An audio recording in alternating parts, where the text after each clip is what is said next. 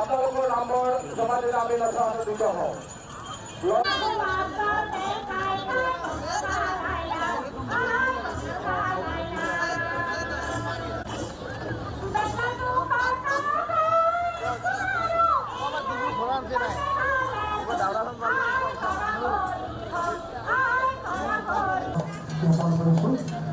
আমি পুনৰবাৰ সাংস্কৃতিক অনুষ্ঠানলৈ আমি আগবাঢ়িবলৈ লৈছোঁ।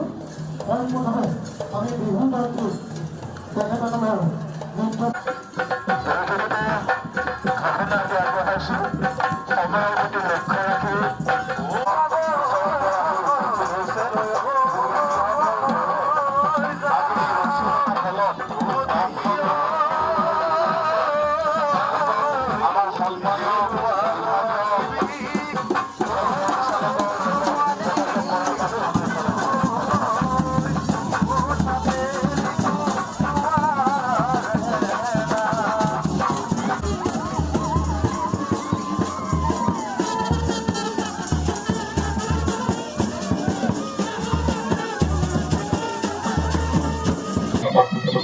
পঞ্চভাৱে ঐতিহ্যমণ্ডিত বৃহত্তৰ বক অঞ্চলৰ এই কুঁৱৰী উৎসৱটি 114 বছৰ আগতে পুৰোধা ব্যক্তিসকলে আৰম্ভ কৰিছিল আৰু ইয়াত বিশেষকৈ 3টা মৌজা ইয়াত সংযোজিত হৈ আছে।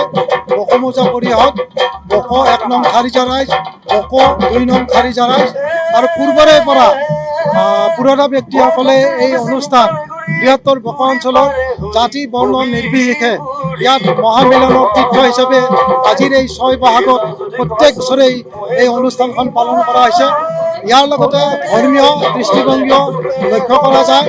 3টা এই মৌজাত যি গোঁসাইসমূহ আছে, এই গোঁসাইসমূহ আজিৰ দিনটোত ইয়াত উপস্থাপন কৰা হয়, বিগ্ৰহসমূহ ইয়াত উপস্থাপন কৰা হয় আৰু ভক্তপ্ৰাণ ৰাইজে এই গোঁসাইৰ ওচৰত প্ৰাৰ্থনা জনাই তেওঁলোকৰ মনৰ বাঞ্ছা পূৰ্ণ কৰে।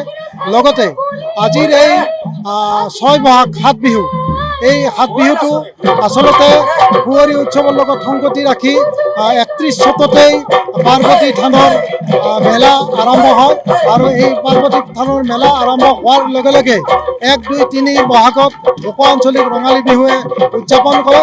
তাৰপিছতে আমি 6 বহাগত এই 3টা মৌজাই লগ লাগি একেলগে ঐতিহ্যপূৰ্ণ এই আমি মহান বক আঞ্চলিক কুঁৱৰী উৎসৱটো পালন কৰি আহিছোঁ।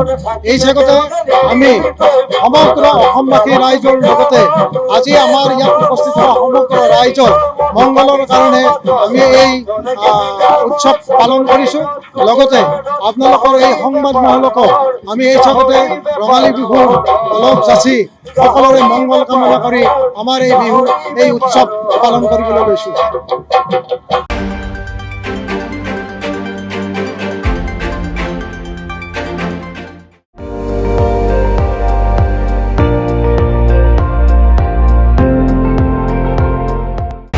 আপুনি চাই আছে ND24, সৰ্বশ্ৰেষ্ঠ নহয় সৰ্বোত্তমৰ দৌৰ।